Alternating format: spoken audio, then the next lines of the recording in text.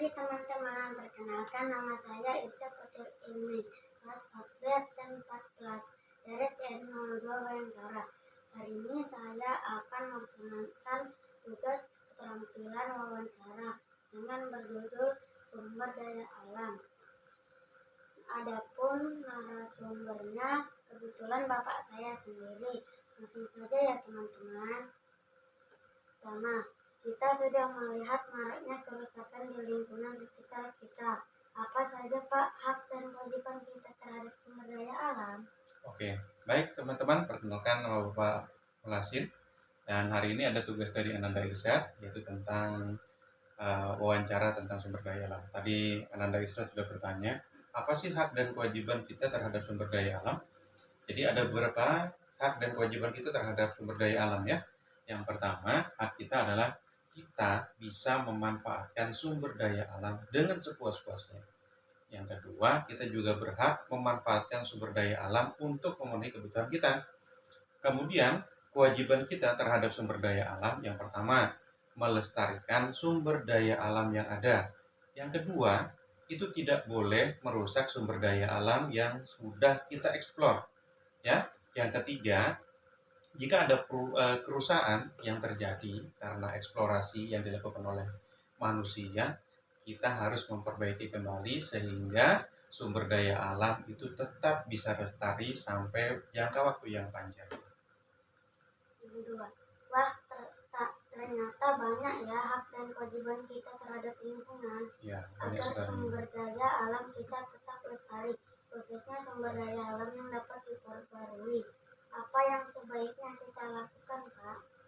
Nah, tadi kita sudah bicara hak dan kewajiban.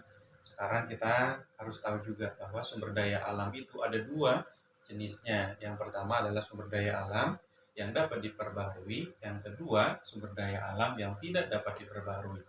Kemudian, apa sih yang manfaatnya dari sumber daya alam yang dapat diperbarui? Ya, manfaatnya apabila kita memanfaatkan sumber daya alam yang dapat diperbarui. Yang pertama, kita bisa memanfaatkan sumber daya alam itu dengan terus-menerus dalam jangka yang sangat lama. Yang kedua, sumber daya alam yang dapat diperbaharui itu bisa digunakan terus-menerus, seperti contohnya hewan atau tumbuhan. Dia bisa dikembangbiakkan. Artinya, kalau kita memanfaatkan sumber daya tersebut, bisa dengan jangka waktu yang sangat lama. Ya, kurang lebih seperti itulah ya, untuk memanfaatkan sumber daya alam yang dapat diperbaharui. Apa saja manfaat dan dapat kita ambil dari sumber daya alam laut, Pak? Oke, nah sumber daya alam laut ternyata masuk dalam kategori sumber daya alam yang dapat diperbaharui. Jadi manfaatnya sumber daya alam yang ada di laut ya, atau di sekitaran laut atau pantai. Yang pertama, kita bisa memanfaatkan ikan yang ada di laut untuk ditangkap, seperti halnya nelayan yang menangkap ikan untuk kita semua. Yang kedua, kita bisa membuat pertanian rumput laut ya. Selain itu juga pertanian garam ya. Kemudian ada tanaman kopra atau kelapa. Nah, manfaat kelapa itu sangat banyak sekali ya, mulai dari daunnya, kemudian buahnya, kemudian batangnya sangat bermanfaat semua. Kemudian kita juga bisa memanfaatkan tambak-tambak ya, tambak udang, tambak bandeng dan sebagainya di sekitaran pantai. Itu beberapa dari manfaat sumber daya alam yang di sekitaran laut ya. Wah, ternyata kita harus tahu ya hak dan kewajiban kita terhadap sumber daya alam. Jika kita memanfaatkan dengan arif, maka sumber daya alam dapat memenuhi kebutuhan kita semua dan juga bisa menikmati alam ciptaan Allah dengan bahagia.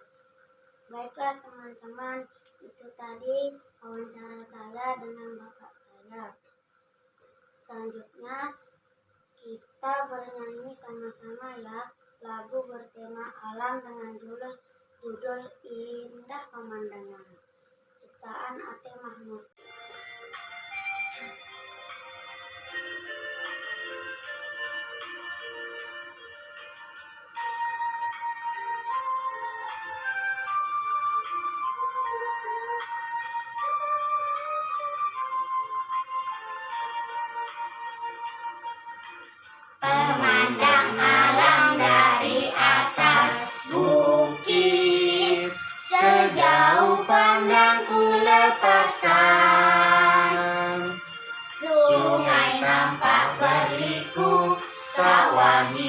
terbentang, bagai permadani di kaki langit. Gunung menjulang, berpayung awan, oh indah pemandangan. Oke, terima kasih. Semoga bermanfaat ya. Teman-teman, terima kasih. Semoga bermanfaat. Wassalamualaikum warahmatullahi wabarakatuh.